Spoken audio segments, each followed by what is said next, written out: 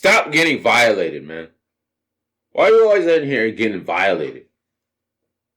Good morning, good afternoon, good evening. This is Love is Absolute coming to you live from the tribe.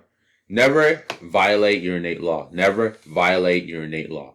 What do I mean by innate law? Innate means what? Something that you have when you were born, something that's internal, a specific ability that you've been born with, that you always allows you to act and behave in a certain way. So why is this important?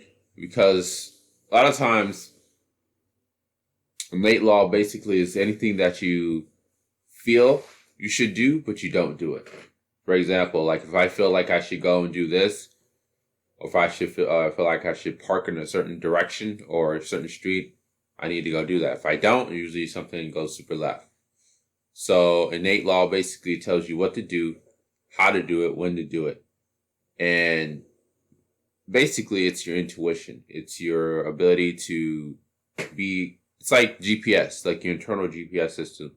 You have a start point, end point, and you have directions to get the in between, the middle is your ability to follow those directions to get to your end point. So what is the benefits of listening to your intuition? So it teaches you basically how to take action, okay? It eliminates fear, because a lot of times I know for me, false evidence appearing real, I overthink everything. I overthink everything because I think everything needs to be overthought, and I'm very cautious because of my negative experiences with people, activities, environments, to where like I have to always, I don't trust him. I'm not a very trusting person. I only trust me, myself, and I. I don't trust the intentions of other people. And that's why I'm very aware of that. So anything that stops me from taking action. So number 2 says it creates a singular focus, as in it eliminates too many minds. I know for me, it's just like one thing at one time. One thing at one time. Like I can have 100 choices, and then because I have 100 choices, I don't make a decision. Versus if I had like 3 choices and I focus on one thing at a time, the more things I focus on, the less focused I become. The less things I focus on and the more specific things I focus on, the more clear and focused and more energy I can put into that one thing.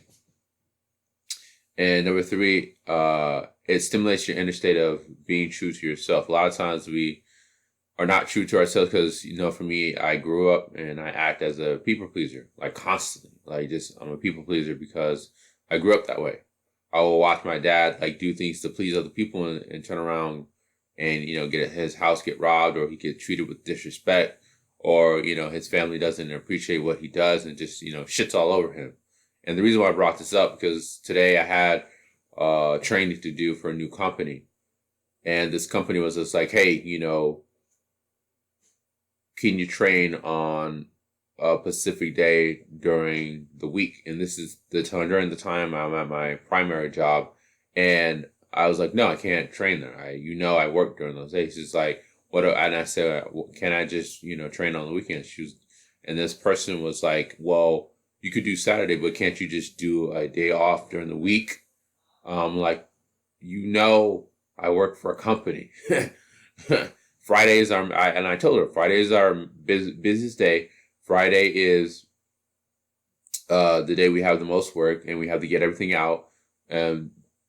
Number three is basically I'm the only one who can do a specific task. So I internally felt that like it was wrong. It's like me and you would make an agreement, and then like someone else comes and says, oh, well, you should, not go to that person's party, or not show up, or not call them because, I want you to come in and do this thing over here for me. I always struggle and deal with this. It's always a challenge because when I'm helping one person, like 10 other people want my help at the same time. Like it always happens at work. Like it's like clockwork.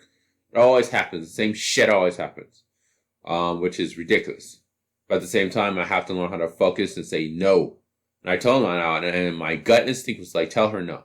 Just tell her no and just cut it off.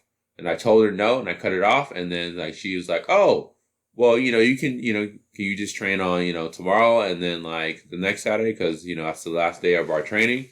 because they were like, the days I requested for training was the last day for training. And I said, no, I can't do that. I'm not going to, take away from Peter to Rob, take away from Peter to give to Paul. You want to keep everything balanced. You want to keep everything balanced in harmony and in unity.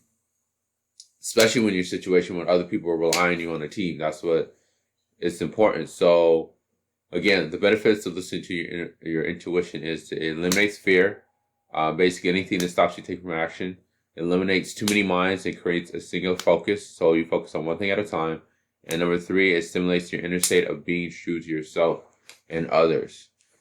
For more information on how to listen to your intuition, email me at loveisabsolute3@gmail.com. Email me at loveisabsolute3@gmail.com. Hopefully you find this video informative, helpful, and beneficial. Brothers, pound. Sisters, behave.